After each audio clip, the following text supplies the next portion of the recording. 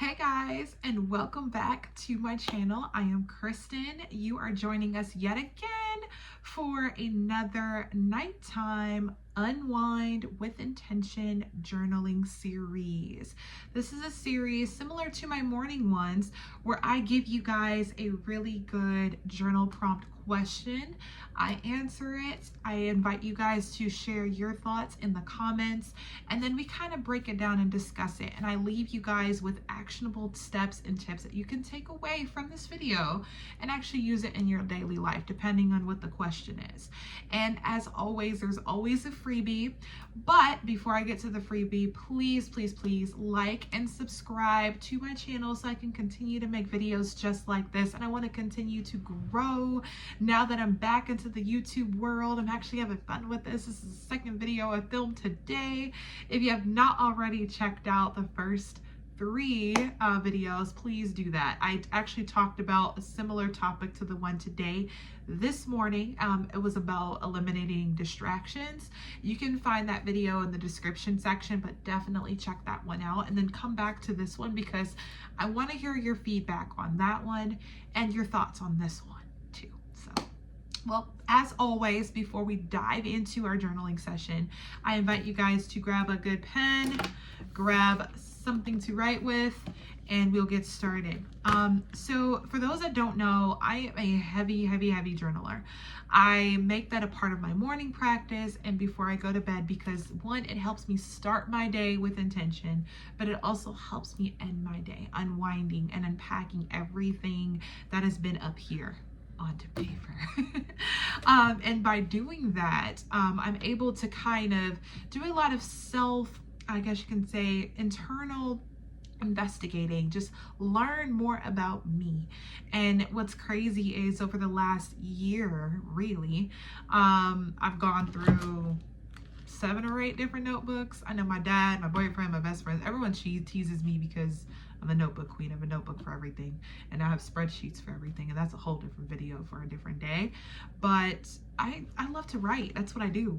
Even my job now, I get paid to write. I blog. I'm a marketing coordinator, so everything that I do is usually pen and paper. But this is honestly a therapeutic experience for me, and I'm sure it could be for you too, because one of the things that I found previously, actually when I stopped writing for a period of time, right after I had my son, I was going through a very, I guess you can say toxic relationship, and it was just an unhealthy environment for me. And that's when I stopped. I noticed that I lost confidence in myself. I lost, I guess you can say, the will to do the creative endeavors that I once loved and dreamed about. And now that I've, I guess you can say about 4 or 5 years past that time period, I've dove in with everything in me. And when I say it's made me a calmer person, I feel I've been more in tune with my emotions on paper instead of just, I guess you can say, exploding or becoming an emotional wreck and times. I'm finding my grounding, I guess you can say that, from a mental and emotional standpoint. And if there's any advice that I can give to anyone from a mental health, behavioral health position, it's consider writing. It doesn't help. It doesn't hurt. You don't have to write pages like I do. Maybe even a sentence or 2 or 3 wouldn't hurt, but it's definitely something to consider. So as I mentioned before, grab a notebook, grab a pen, and let's get into it. And don't forget your warm drink, okay? As I mentioned, I am drinking hot cider. That's my thing at night. It tastes so good and it's soothing for me. And if you guys may notice certain things about me, I'm a Harry Potter fanatic and then I'm also a Sailor Moon fanatic. So yes, I'm 30, but I still love my kiddish things. So all right, enough with chit chat. Let's go into the question. So the question and journal prompt of the day is: write about one distraction you overcame today and how did it feel to let it go? I'll give you guys just a few minutes to write that, and then you can obviously pause this, come back to it, write it yourself. But I'm gonna take a quick sip of my drink and then I'll actually give you what I wrote down and how I felt about this particular question, because it's a good one.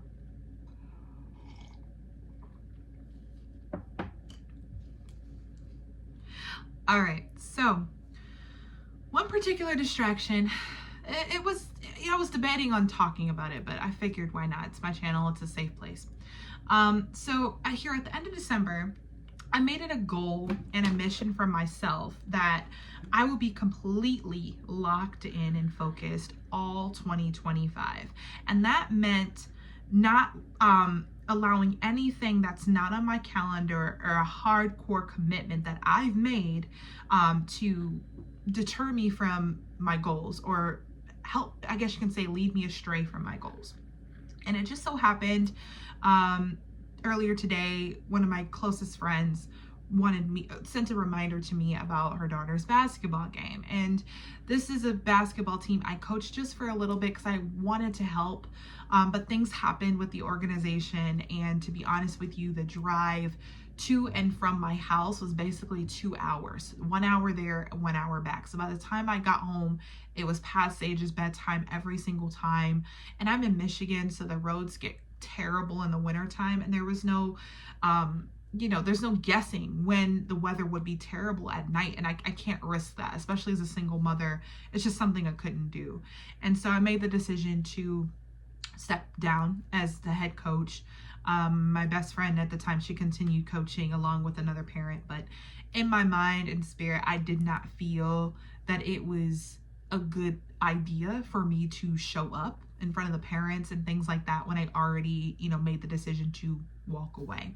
And so with that, I simply just told her nicely, in a way, no, and that I'd be here to cheer her on from a distance, but it's just not in alignment right now with my goals. And what I'm, not just in this particular situation, but with others, if it's something that's just not present on my calendar, it's not in alignment with any of the things that I put in place for myself at the start of the year in one of my thousands of spreadsheets or my gigantic life binder, then it's just not gonna happen.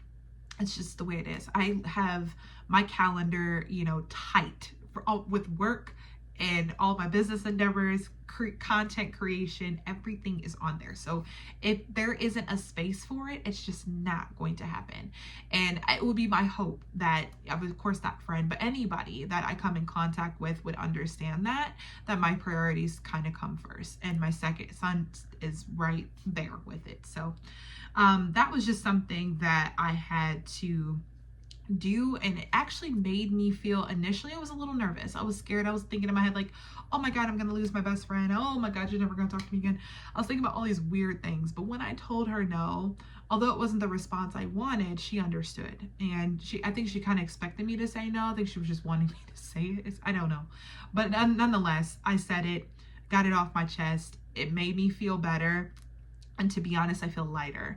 And so I guess, the question I'll leave with you guys, and this is, more advice, more so, here are 3 ways I can suggest to help you overcome maybe distractions in your daily life and actually set hardcore boundaries.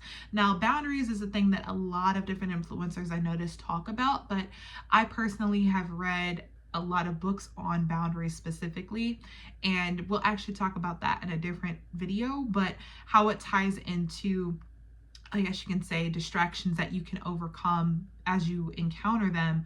I do have some advice on that. So here are those 3 I guess you can say, ways that you can overcome the distractions. The first one is you need to say no. No is a complete sentence, whether you say it in no or you make it clear and concise to the person that you're talking to, or just simply let the person down, or whatever the case is, nicely, but you just have to say no. Because the moment you start to say, well, maybe I could, if I could, maybe, anytime you say maybe, you're leaving the door open for your goals not to be a priority anymore. You're making whatever that person is telling you more important than what you have going on in your life. And so the very first thing I can recommend is just saying no.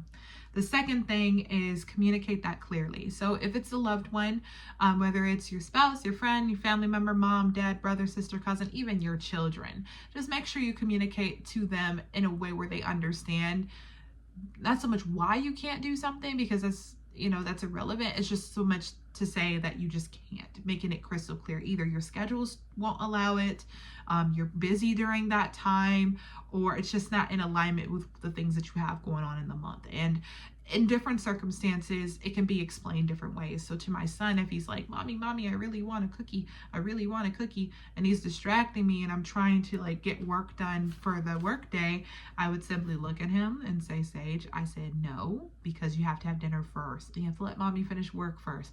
If mommy can't finish work, then we can't get to dinner. And if we can't get to dinner, you can't get to the cookie. It's almost, kind of explaining it to a 7-year-old in the way he'd understand it. When it came down to my friend, I simply said, hey, I can support her from a distance, but as of right now, my schedule just won't allow for it. I'm busy, back to work. We just got back for the new year, so things are happening. If it comes down to my boyfriend and he's wanting to, I don't know, go see a sports game or me to come over and I have a ton of laundry or whatever the case may be, I'll simply just tell him no. Like, can we find a different day to do it that you're available and I'm available? It's just right now, it's just not going to work. And anytime that I find myself not completely saying no and leaving that door open, that's when I allow I'm opening the door to anxiety and stress. I'm opening the door to people piling their problems on top of the things that I already have going on. And as you guys already know, you're only one person and you can only do so much. So keep that in mind as you're setting your boundaries. And the third thing I can say is just be honest, not just with those people, but with yourself. Be honest with the time that you have available. Be honest with the energy that you have, because time and energy go hand in hand. If you have time available, but you worked basically, I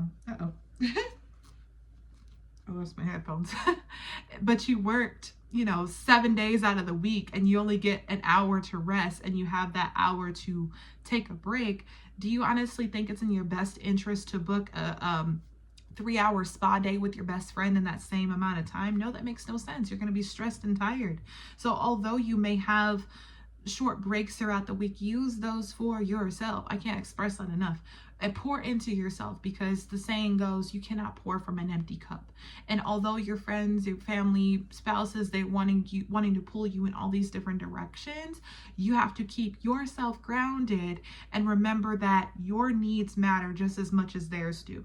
And if they love you as much as they say they do and they treat you, then they will understand that that is a boundary that you put in place. So I'll repeat those again. So the 3 ways to overcome distractions and set those firm boundaries, and again, we'll talk about boundaries in a different video, is number 1, you need to clearly state your no. There should be no maybes. There should be no buts. It's simply a no. It's just depending on who you're talking to, making sure that no is clear.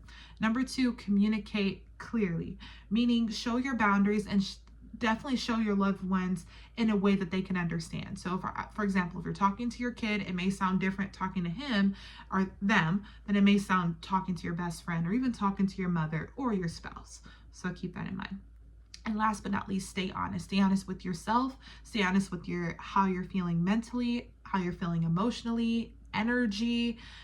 Stay honest with your time, okay? Try not to double book yourself, because I am a victim of that. I am an honest person. I've double booked myself multiple times, and I have to definitely watch that. I have 2 different calendars. I'm watching my work one and then my personal one that's loaded and color coded. Yeah, I just have to be mindful that I can't overbook myself. And if I do, I have to discern which one's going to make the most sense for me to do in that moment. That's going to lead me to my end game of my goals, but then also that's going to align with what's best for me and for Sage, my son. All right. Last but not least, I'll let you guys know I am still reading The Fox Lord King. I finally got 100 pages in and I understand what is going on in this book. So it's not as bad as I thought it was. It's a read you just got to keep going on. This is a part of my nighttime routine too. I'd love to know what you guys are reading. But this particular book, now that I understand it, it's basically a girl that can do necromancy, gets captured by the king's twin son and gets thrown into, basically being forced to do a job for the king or else go to jail. So I understand that now. It's a good story.